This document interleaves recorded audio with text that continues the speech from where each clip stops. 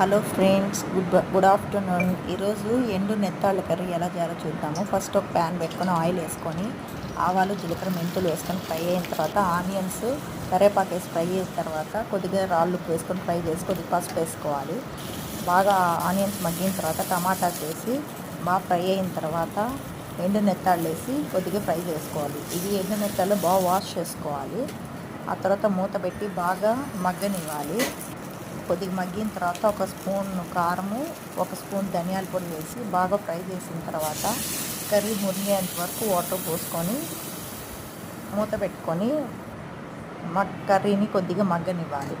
ఒక 10 to 15 minutes బాగా curry ఉడికిన తర్వాత ఒకసారి చెక్ చేసుకుంటే కొద్దిగా వాటర్ ఉంటే ఇంకొక 5 మినిట్స్ పెట్టి బాగా కర్రీని ఉడకబెట్టిన తర్వాత కొద్దిగా కర్రీ ఆయిల్ పైకి తేలేంత వరకు కర్రీ వచ్చిన తర్వాత స్టవ్ ఆఫ్ చేసుకోండి.